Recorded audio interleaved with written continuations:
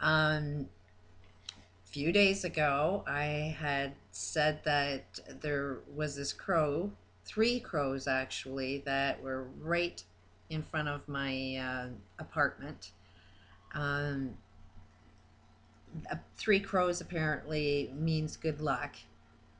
And then all of a sudden, our rent money was stolen.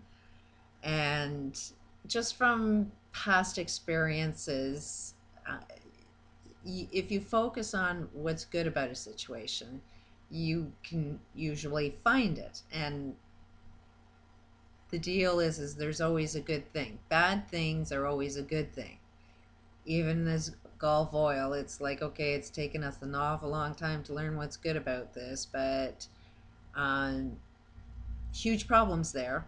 And hopefully we'll learn to understand how to do everything right from this massive mistake. Sometimes we have to learn from massive mistakes to unfold the solutions so that they don't happen again. But it's a matter of, okay, is this big enough for us to pay attention and unfold solutions, or are we going to be stuck in the problem for a long time? But this is how it works. And just by seeing these crows, it was like a reminder, okay, something really good's going to happen. So when our rent money was stolen, it was really, really easy to just be, okay, this is a good thing. Don't know what it is, no clue where the good thing is, but I know it's going to be a good thing. I also said there's no way that I was going to be evicted or homeless, or I knew something was going to come up. Sure enough, at least my portion of what I paid is being paid. And you got to understand the flow of money, and it's just a flow of money. And we think it needs to come from one direction, but it can come from whatever direction it comes to. I don't necessarily think the direction it's coming and flowing from is actually the right thing. Having somebody steal your money is not exactly a good way of receiving and flowing money. And then getting another government agency, which is paid through taxes and everybody else is paying for it, is not exactly the best way of the flow of money. But if things didn't happen the way they happened, this good thing wouldn't have happened. Instead of taking a bus, no money to take a bus, I decided to walk, which is got to be a good 2 or 3 miles. It takes at least an hour and a half, 2 hour walk. But I had walked past this radio station, and so I asked them if they were interested in doing a show on, this 2012, and how problems can be transformed into solutions, and how magic happens, and had a really long conversation with the program manager. And she was really, really excited and said that she was really interested in it and just wanted me to put a proposal together for her. So, possible job getting off this friggin' system, at which wouldn't have happened because I wouldn't have walked past there, I wouldn't have walked in, wouldn't have even had the idea to go in there and have a conversation with them and just pop the idea. But um, I know this would bring in good ratings to the show. I know a lot of people aren't discussing it. I know that we got a huge cancer center being built, which means there's a lot of people that are dealing with a lot of cancer, and this information has been known to cure cancer. It's helped my physical illnesses. Um, the process, and even just finding that job. Um, and while I was waiting in line, which took all friggin' day, I ended up talking with this other young kid who already knows all of this stuff, but didn't know he knew all of this stuff. And, he got into an accident, he's on a disability, and it's like, okay, why do you think that happened to you? And he's like, let me think about that. And all of a sudden, a lot of good ideas, and he realized, and he knew all along that he wasn't supposed to be doing labor work, that he's very talented in another area that he's been pestered and bugged to do. And So it was a really cool conversation. It really gave me a lot of inspiration that this is what we'd love to talk about.